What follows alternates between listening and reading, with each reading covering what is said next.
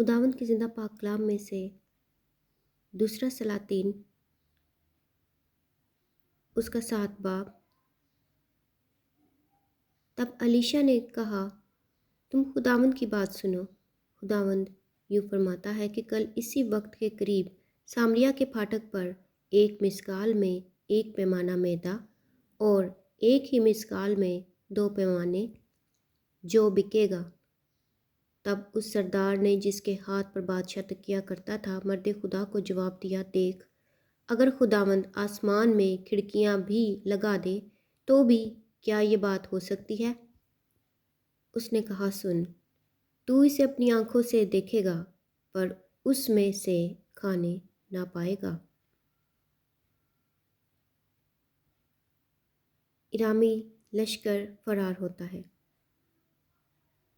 और उस जगह जहाँ से फाटक में दाखिल होते थे 4 कोढ़ी थे।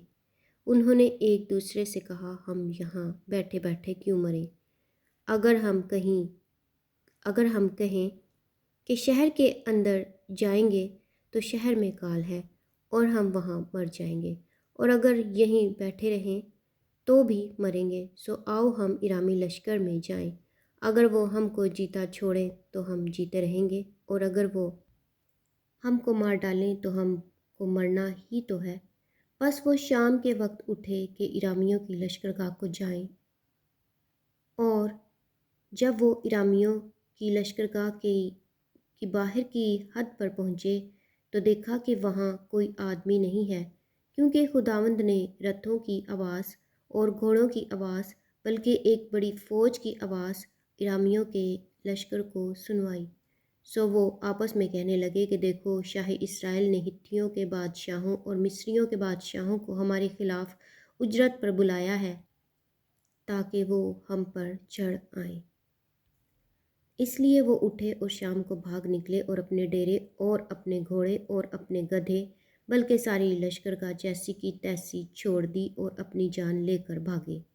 चुनाचे जब ये कोड़ी लश्करगाह की बाहर की हद पर पहुँचे तो एक डेरे में जाकर उन्होंने खाया पिया और चांदी और सोना और लिबास वहाँ से ले जाकर छुपा दिया, और लौट कर आए और दूसरे डेरे में दाखिल होकर वहाँ से भी ले गए और जाकर छुपा दिया।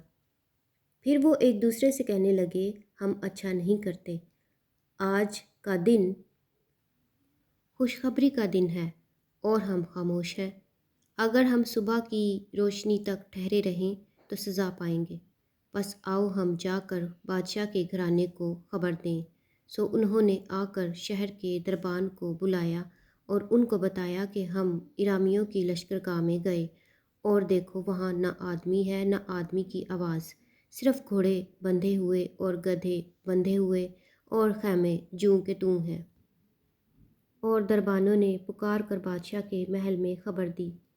तब बादशाह रात ही को उठा और अपने खादमों से कहा कि मैं तुमको बताता हूँ इरामियों ने हमसे क्या किया है। वो खूब जानते हैं कि हम भूखे हैं। सो वो मैदान में छुपने के लिए लश्करगाह से निकल गए हैं और सोचा है कि जब हम शहर से निकलें तो वो हमको जीता पकड़ लें और शहर में दाखिल हो जाएं। और उसके खादमों में से एक ने जवाब दिया कि ज़रा कोई उन बचे हुए घोड़ों में से जो शहर में बाकी हैं 5 घोड़े ले।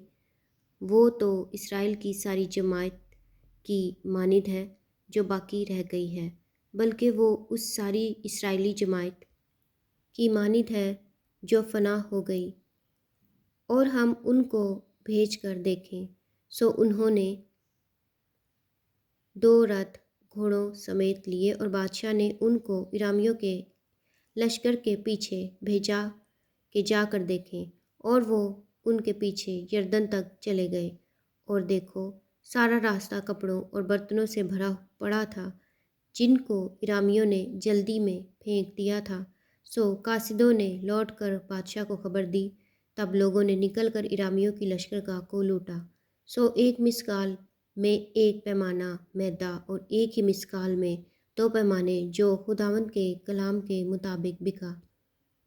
और बादशाह ने उसी सरदार को जिसके हाथ पर तकिया करता था फाटक पर मुकर्रर किया, और वो फाटक में लोगों के پاؤں کے نیچے دب کر مر گیا، جیسا مرد خدا نے فرمایا تھا، جس نے یہ اس وقت کہا تھا جب بادشاہ اس کے پاس آیا تھا۔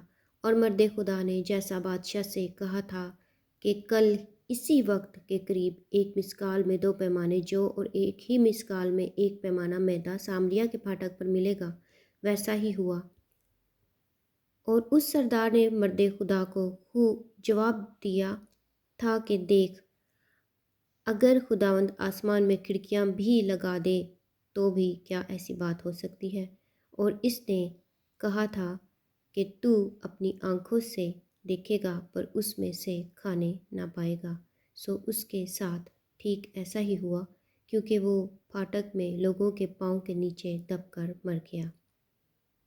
خداوند کے زندہ پاک کلام کے پڑھے اور سنے جانے پر خداوند کی خاص برکت ہو۔ خدا کا شکر ہو، آمین۔